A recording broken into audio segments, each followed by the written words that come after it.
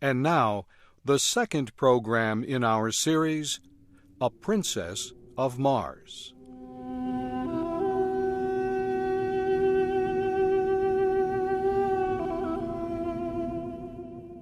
The creature with the spear was huge.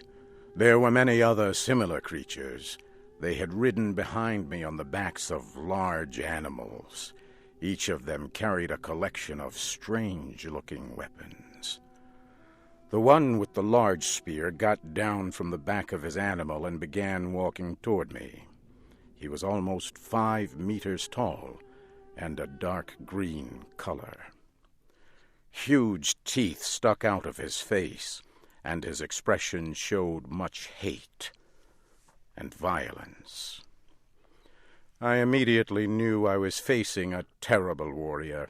He began moving quickly toward me with the spear. I was completely unarmed. I could not fight. My only chance was to escape. I used all my strength to jump away from him.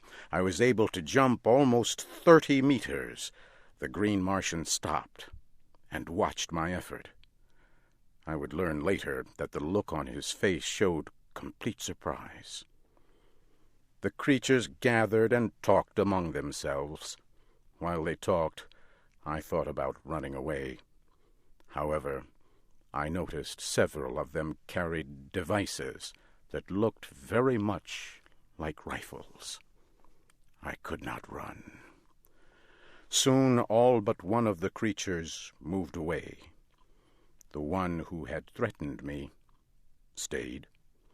He slowly took off a metal band from his arm and held it out to me. He spoke in a strange language. Niktu mak tuta sakota. Slowly he laid down his weapons. I thought this would have been a sign of peace anywhere on Earth. Why not Mars, too?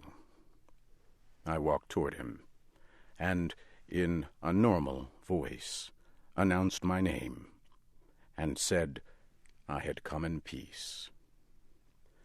I knew he did not understand, but like me, he took it to mean that I meant no harm. Slowly we came together. He gave me the large metal band that had been around his arm. He turned and made signs with his hands that I should follow him. Soon we arrived at the large animal he had been riding. He again made a sign with his hands that I should ride on the same animal behind him. The group turned and began riding across the land. We moved quickly toward mountains in the distance.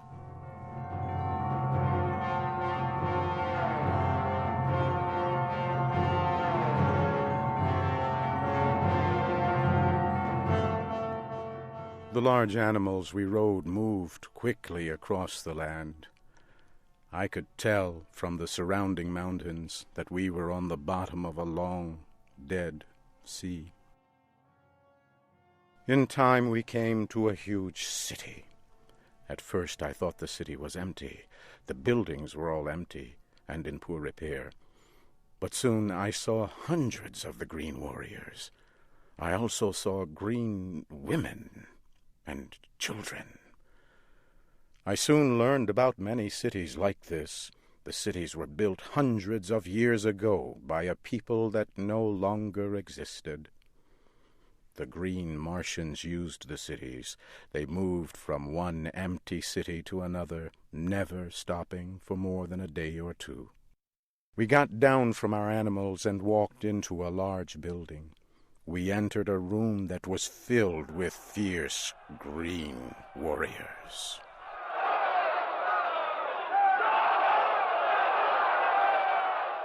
It was not difficult to tell that these were the leaders of the green Martians. One of them took hold of my arm. He shook me and lifted me off the ground. He laughed when he did so. I was to learn that green Martians only laugh at the pain or suffering of others. This huge warrior threw me to the ground and then took hold of my arm again to pick me up. I did the only thing I could do. I hit him with my closed fist as hard as I could. The green warrior fell to the floor and did not move. The others in the room grew silent. I had knocked down one of their warriors with only my hand. I moved away from him and prepared to defend myself as best I could, but they did not move. The green Martian that had captured me walked toward me. He said in a clear voice, "Tars Tarkas! Tars Tarkas!" As he spoke, he pointed to his own chest. He was telling me his name. I pointed to my chest and said, "My name, John Carter." He turned and said the word Sola. Immediately, a green Martian woman came close. He spoke to her. She led me to another building and into a large room. The room was filled with equipment carried by the green Martians. She prepared something for me to eat. I was very hungry. I pointed to her and said the word Sola. She pointed at me and said my name. It was a beginning. Sola was my guard. She also became my teacher. In time, she would become a close and valued friend. As I ate my meal, my lessons in the language of the green Martians continued. 2 days later, Tars Tarkas came to my room. He carried the weapons and the metal armbands the green warriors wear. He put them on the ground near my feet. Sola told him I now understood some of their language. He turned to me and spoke slowly. "The warrior you hit is dead. His weapons and the metal of his rank are yours, John Carter. He was a leader of one small group among our people. Because you have killed him, you now are a leader. You are still a captive and not free to leave. However, you will be treated with the respect you have earned. You are now a warrior among our people." Tars Tarkas turned and spoke softly. From beyond the door, a strange creature entered the room.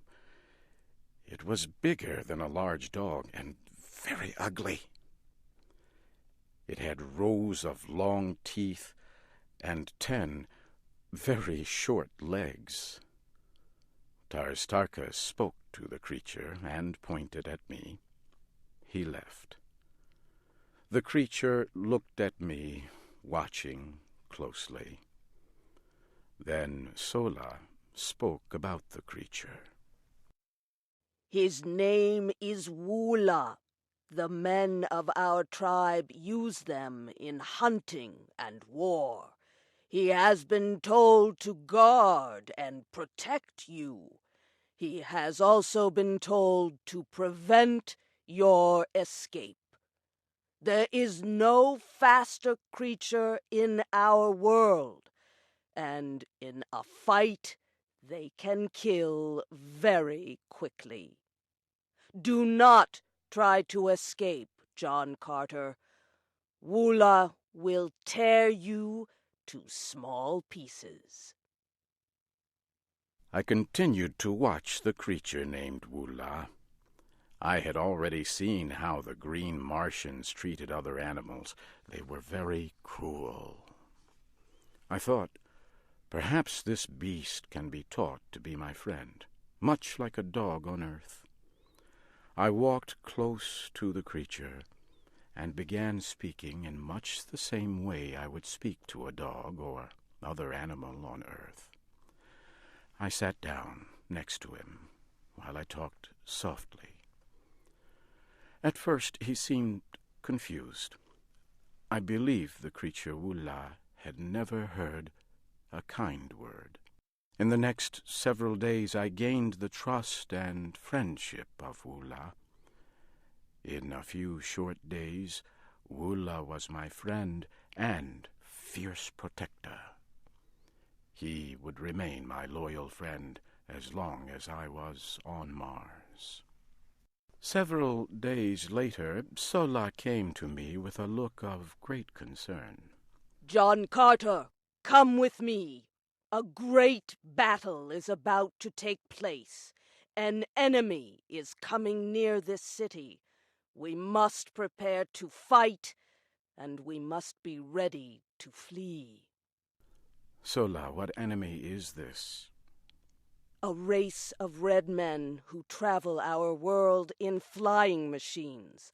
A great number of their machines have come over the far mountain.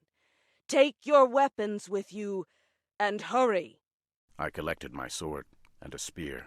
I hurried out of the building and joined a group of warriors moving toward the end of the city. Far in the distance, I could see the airships. They were firing large guns at the Green Warriors. I heard huge explosions. The Green Warriors were firing back with their deadly rifles. The air was filled with the sound of violent battle.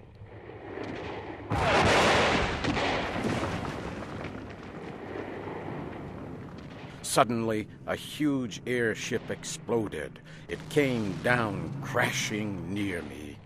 Red Martians were falling from the side of the huge ship, and then it exploded again.